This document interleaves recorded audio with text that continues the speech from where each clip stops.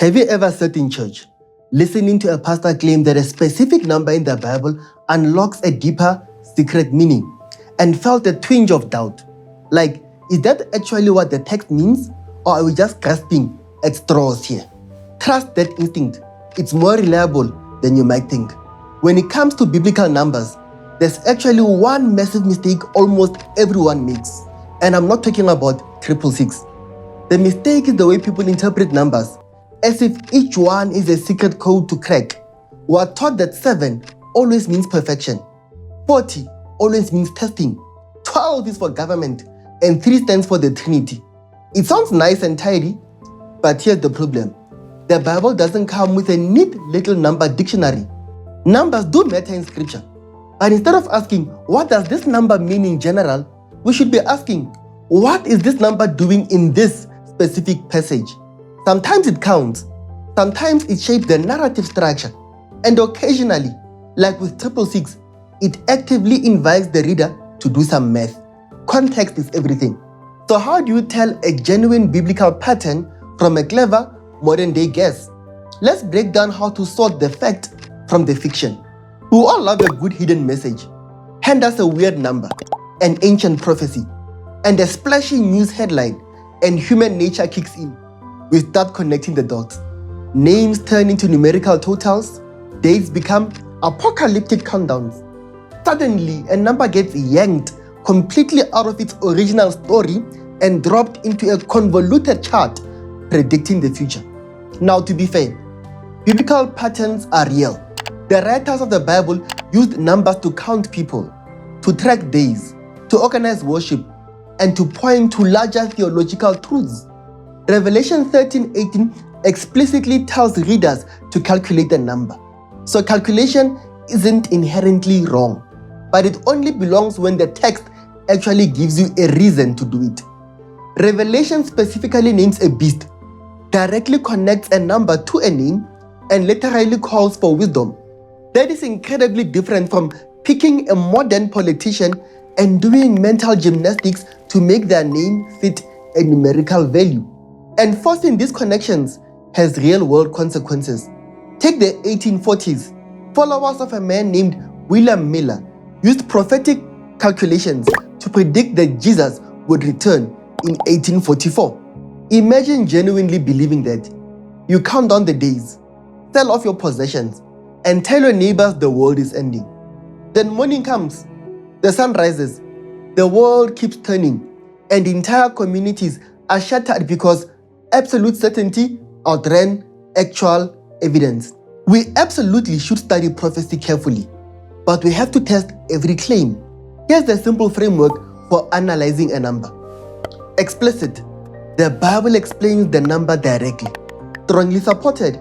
There is repeated, clear evidence backing it up across the text. Plausible. It fits nicely in context, but isn't a hard, settled fact. Speculative. Someone is playing fast and loose with private math to make a point. Take the number 40. In Numbers 14, the text makes its meaning explicitly clear. 40 days of spying on the promised land becomes 40 years of wandering in the wilderness. In other stories, 40 often frames a period of testing or transition. But if someone tells you that 40 secretly means 4 times 10 to signify earthly completeness, that's pure speculation. The Bible never supports that. Let's talk about the number 3. What's so special about the third day? The Apostle Paul gives us a solid anchor in 1 Corinthians 15. He writes that Christ died, was buried, and was raised on the third day in accordance with the scriptures. It's a plain, factual claim, and Paul treats this timeline as a foundational piece of the gospel he received. Notice though that Paul doesn't say the number 3 always symbolizes resurrection. He simply points back to the scriptures. That's a cue for readers to go look for genuine biblical connections rather than inventing a rule to apply every time a trio pops up. Some of those Old Testament links are practically screaming at us. At Mount Sinai, the Israelites prepare for 2 days, and God descends on the third day in thunder and smoke. Abraham sees the mountain where Isaac is meant to be sacrificed on the third day.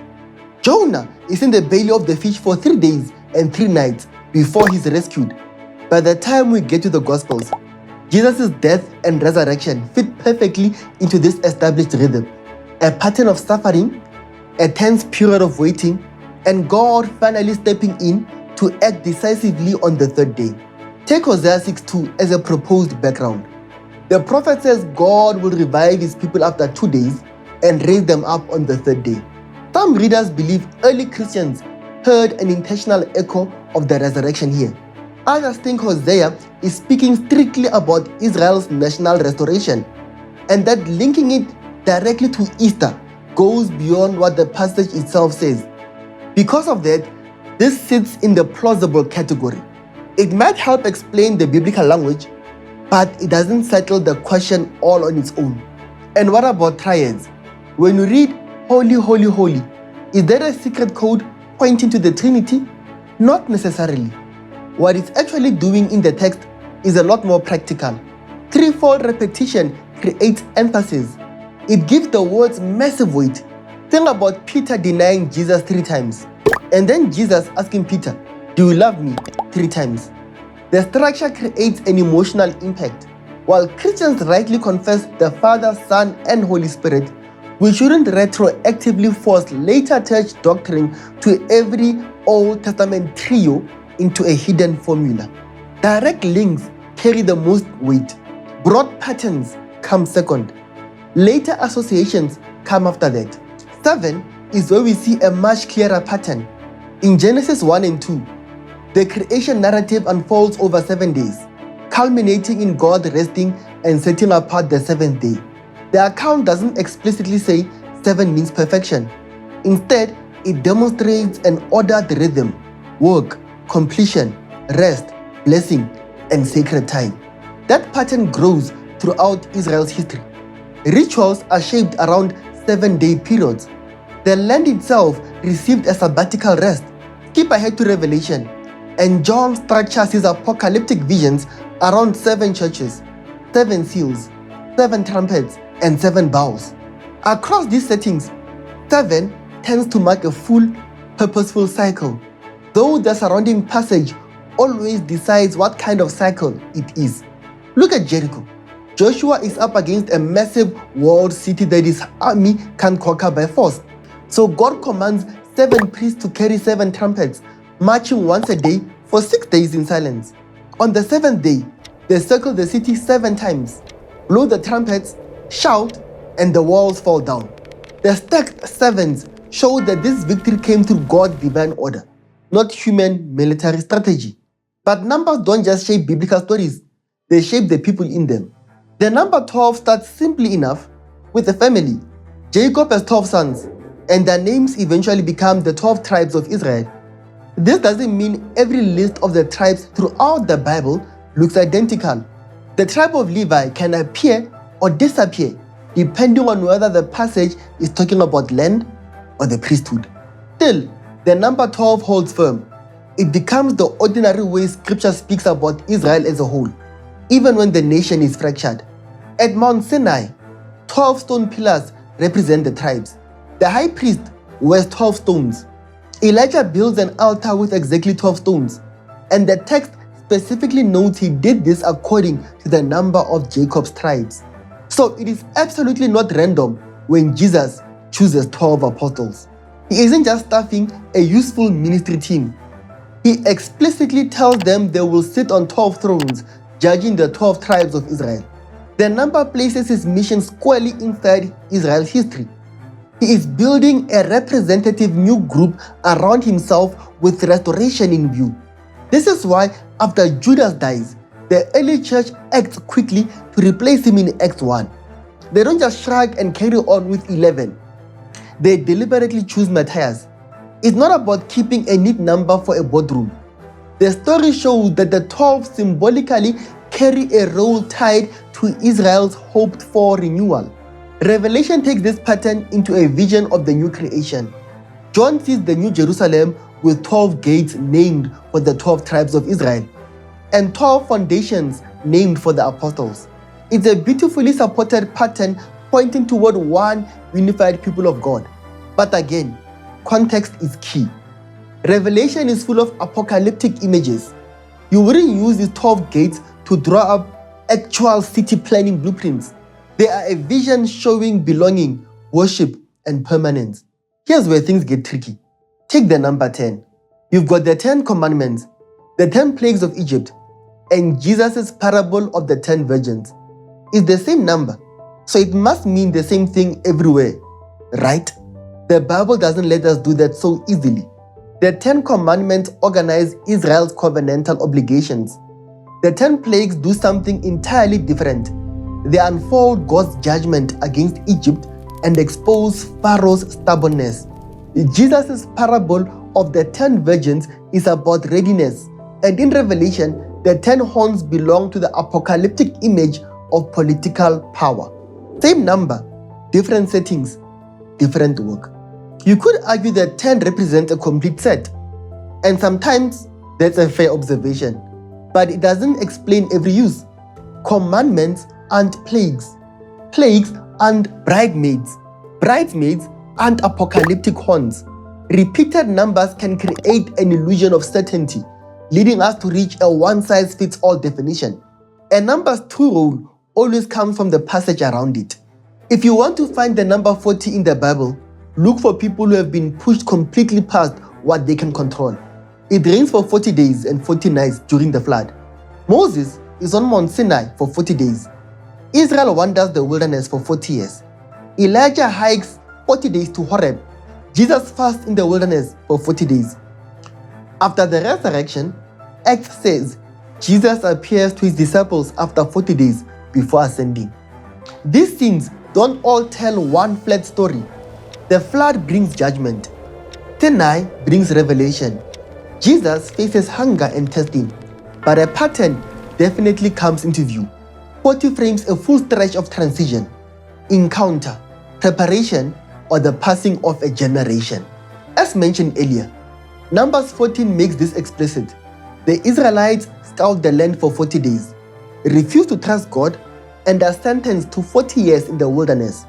1 year for every day they spied. The number isn't floating freely.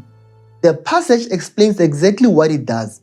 But what happens when the Bible's manuscripts can't even agree on a number? Take Luke 10. Jesus sends out a group of emissaries to preach. The problem? Ancient manuscripts disagree on how many he sent. Some say 70, others say 72. It sounds frustrating, but it teaches us something useful. Textual details matter, and we shouldn't pretend a number is settled when the earliest documents don't agree. Both figures have plausible backgrounds in the Old Testament. Numbers 11 tells us how Moses appoints 70 elders to lead Israel. Jeremiah speaks of 70 years of exile. Daniel expands that into a vision of 70 years. Then there's Genesis 10, which lists the nations of the world after the flood. In the Hebrew text, readers count 70 names. In some Greek traditions, such as the Septuagint, the number is 72. Because Jesus is sending his emissaries outward, many readers think Luke is intentionally echoing the nations of the world, pointing to a message meant for the whole globe. It fits Luke's broader theme perfectly, but because the manuscripts are unsettled and Luke never explicitly states it, we have to keep this link in the plausible category. The main point of the mission itself remains plain. Jesus sends people ahead with the news that God's kingdom is near. There is one specific number in the Gospel of John that has produced more wild theories than almost any other. How you read it basically tests how you approach the Bible as a whole. At daybreak, the disciples are standing by the Sea of Tiberias after an empty night of fishing. The reason Jesus tells them where to cast their net. Suddenly, they can't haul it in. When they finally drag the catch ashore, John records an oddly exact detail. Exactly 153 large fish. Then he adds that despite the strain, the net didn't tear. The secure point here is simple. John is giving us a real, literal head count to make the catch feel huge, concrete, and miraculous. A net packed with 153 large fish should rip. This one holds. Notice what John doesn't do. He never pauses to decode a secret meaning behind the number 153. that silence matters. But Christians have searched for one anyway. Saint Jerome claimed there would be 153 species of fish in the world, making the catch a picture of saving people from every nation. The problem? Ancient lists don't actually confirm the total. Augustine noted that 153 is a triangular number, the sum of all the numbers from 1 to 17 added together. He treated 17 as 10, the law, plus 7, grace, and built an elaborate spiritual reading from there. Cyril of Alexandria divided the catch into 150 and 3, assigning theological meaning to each. Yeah, Cyrils are always decoding.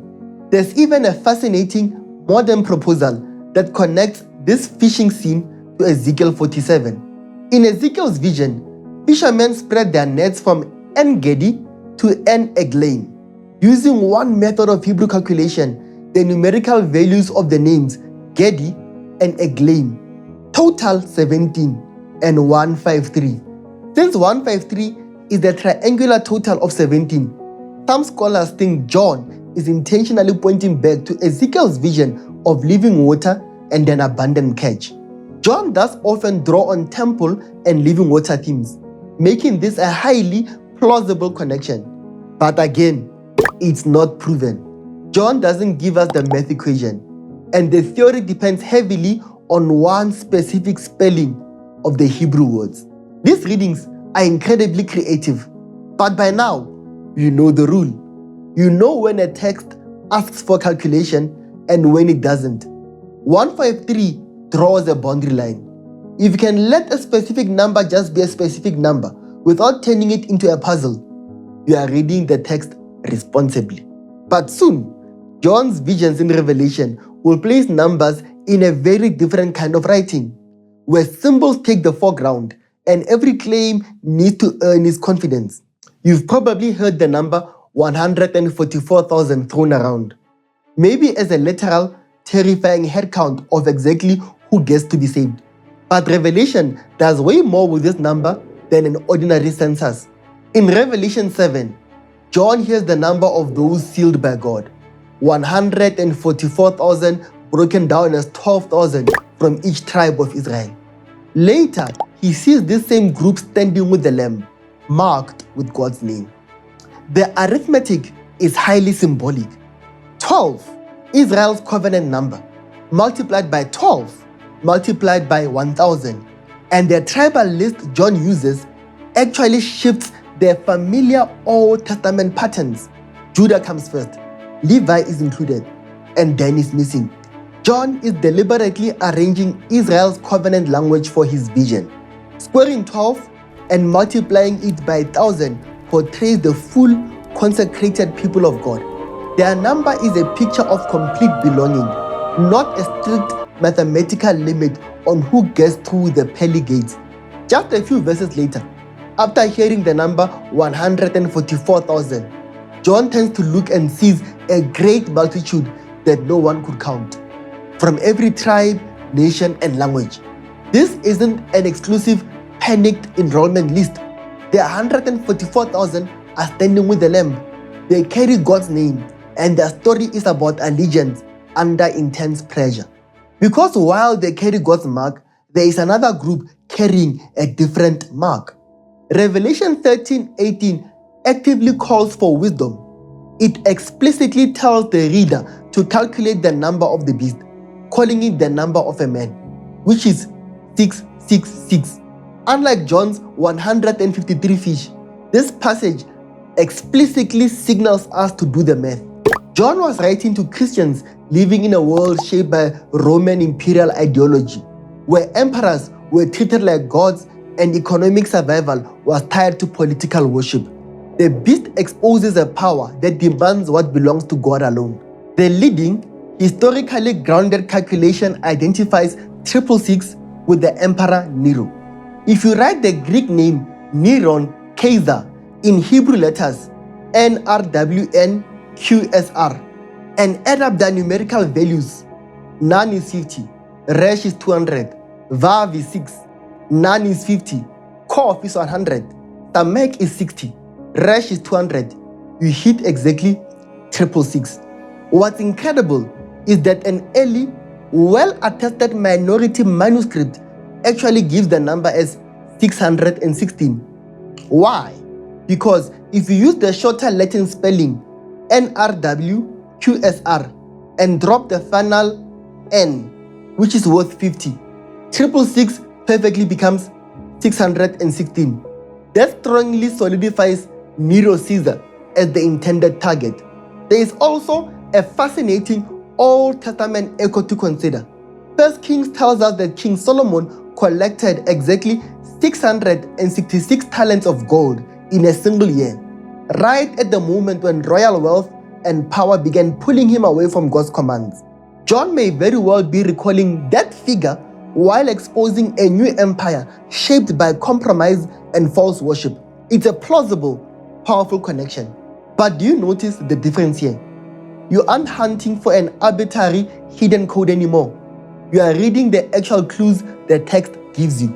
6 falls agonizingly short of 7, the number of divine perfection. In a book built around 7s, a beast marked by 6s is the ultimate symbol of a human system trying and failing to be God. 7 and 12 carry real, beautiful patterns. 40 and 70 give shape to time and memory. But by now, you can feel the difference. The question isn't whether numbers carry meaning, it's whether you are reading the text as it is or making the text say what you want it to say. The 153 fish may contain an unexplained literal head count, while 666 mathematically points to a tyrannical, long-dead emperor. Numbers aren't the enemy. The question is whether we let them serve the text or whether we let them take control of it. Faith isn't built on cracking a code. It's built on trusting the God who gave us the book. Sometimes, the most faithful thing you can do with a number is just let it be exactly what it is. A real count, a shaped story, or a mystery you simply aren't meant to solve. If you want to learn how to read the Bible carefully and not cleverly, then make sure to subscribe. And I'd love to hear from you in the comments. What is the most surprising biblical number theory you've ever heard?